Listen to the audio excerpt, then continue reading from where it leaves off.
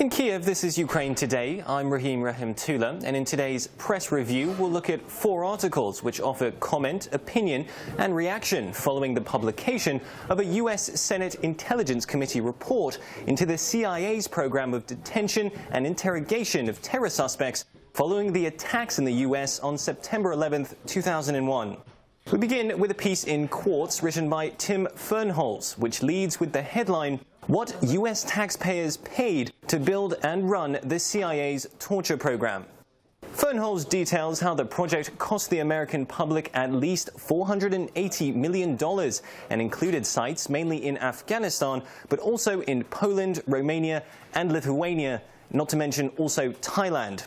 He says the Senate report tells us that the U.S. government often had to pay countries large sums of money to convince them to host the so-called black sites, and the U.S. also had to pay its contractors handsomely.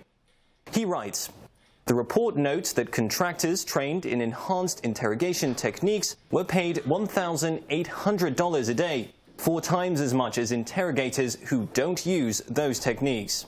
We turn now to Reuters, where Christian Lowe and Victor Sari also consider the question of money. Their report is titled, "CIA Paid Poland to Ease Qualms Over Secret Prison."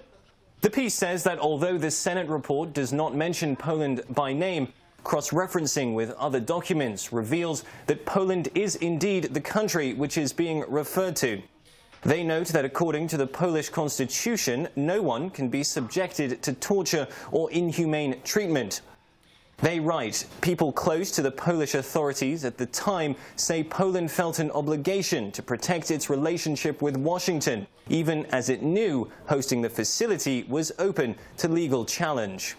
Poland's reaction to the Senate report, meanwhile, comes via an article on the Radio Poland website, which reads, "Polish authorities act on CIA report reference."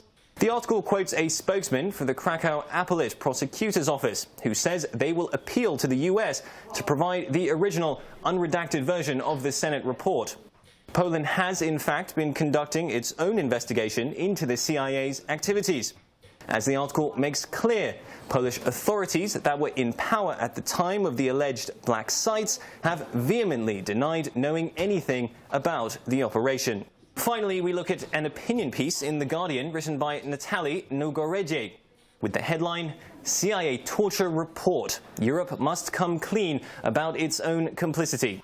Nogoredzie says America's European allies were deeply involved in the CIA's program, either because they hosted interrogation sites or because they allowed the U.S. to use their airports to transport terror suspects.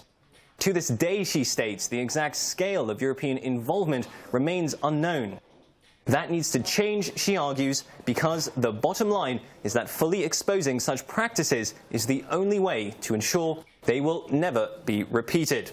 Debate still rages over the effectiveness and legality of America's program of interrogation and detention in the wake of the September 11th terror attacks. The latest U.S. Senate report does not provide definitive answers on those questions, but it does appear to make European denials of involvement or knowledge increasingly weak. Investigations are still ongoing, meaning countries implicated in the report like Poland, Lithuania and Romania are unlikely to find themselves out of the spotlight just yet. In Kiev, this is Ukraine Today, and that wraps up our press review.